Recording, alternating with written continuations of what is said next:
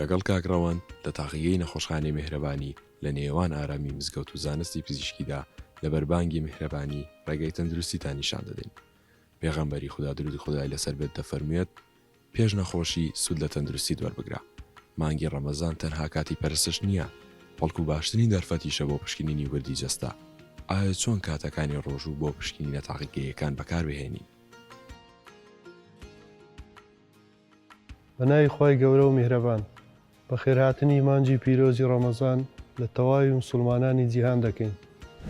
داواکارین لە خۆی گەورە ئەم مانگە پڕخێر و بەرەکەتە بکاتە مایەی پاکبوونەوەی دڵ و دەروونەکانمان.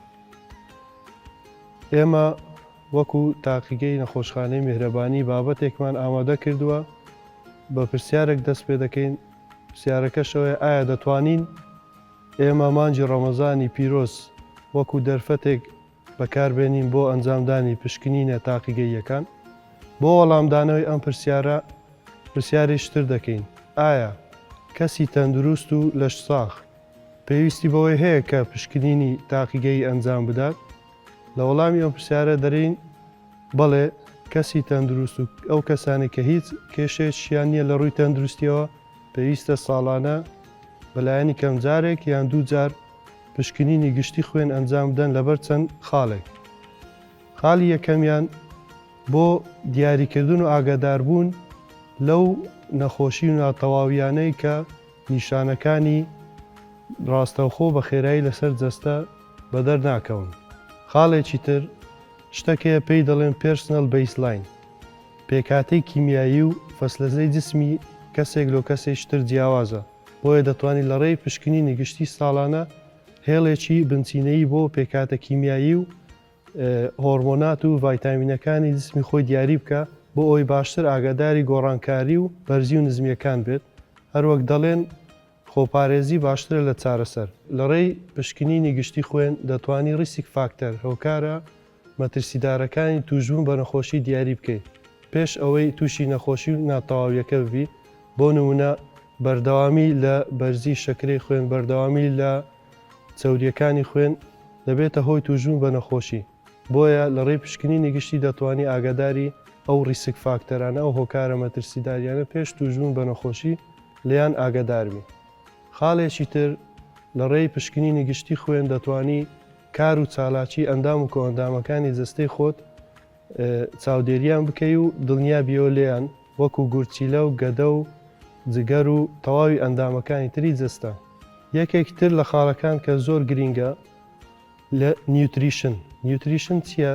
بۆ نمونە ڤیتامینەکان، کانزایەکان، شەکرەکان، خۆیەکانی جەستە، سۆدیۆم، پۆتاسیۆم، کلۆر، ڕێژەی ئاسن.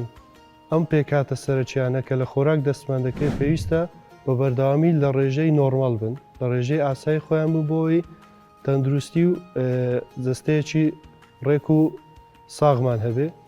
بۆیە لە ڕێی پشکنینی گشتی دەتوانین چاودێری ڕێژەی ئەم پێکاتە سەرچیانە بکەیت لە هەر کەمبوون و بەرزبوونێکیان ئاگاداربی بۆی بتوانی پێشوەختە چارەسەریان بکەی ئەگەر کەمبوون هەبوو. خاڵی کۆتایی لە ڕێی پشکنینی گشتی دەتوانانی ئاگاداری نەخۆشیە گوازراوەکان و هەوکردنەکان بی پێش ئەوەی کە نیشانەکانی دەربکەی و چارەسەرکردنەکەی زەحمەتتر بێت. بۆیە لێرەوە دەتوانین مانجی پیرۆزی ڕەمەزان بکەی بە بەرنامەی ساڵانەی خۆت. هەموو ساڵێک لە مانجی پیرۆزی ڕەمەزان پشکنینی گشتی خوێن ئەنجام بدەیت. ئێمە لە تاقیگەی نەخۆشخانەی میهرەبانی ئۆفەری پشکنینی گشتی خوێنمان بەردەستە کە داشکانێکی بەرچاو دەگرێت لە پشکنینە سەرچەکانی تاقیگە، لەوانە شەکرەی خوێن، شەکرەی ڕۆژانە و سێمانجی، چەوریەکانی خوێن، لەوانە چەوری سوود بەخش، چەوری زیان بەخش، چەوری بنپێست و چەوری ناوخوێن، پشکنینی غوددا، پشکنینی ڤیتامین، پشکنینی ڕێژەی خوێن و چەندین پشکنینی تر لە خۆ دەگرێت کە ئەو کەسێک کە دێ ئەو پشکنینە دەکات پێویستە بە پێی سەرچاوە جیهانیەکان پێویستە 8 تاوەکو 12 کاتژمێر بە ڕۆژوو بێت، بە دوور بێت لە خواردن و خواردنەوەکان بۆ ئەوەی ڕێژەی تەواوی پشکنینەکان دەست بکەوێت. بۆیە لە مانجی ڕەمەزانی پیرۆز دەتوانی وەکو دەرفەتێک بەکاری بێنین چەند کاتژمێرێک پێش بەربانگ بتانی ئەو پشکنینە بێ تاقیگەی میهرەبانی و ئەو پشکنینە ئەنجام بدەیت بۆ دڵنیابوون لە تەندروستی و سەلامەتی خۆت. لە کۆتاییدا داواکارین لە خۆی گەورە، خۆی گەورە هەموو لایەک سەلامەت بکات و بە دوور بن لە نەخۆشی و ناتەواوی. زۆر سپاس.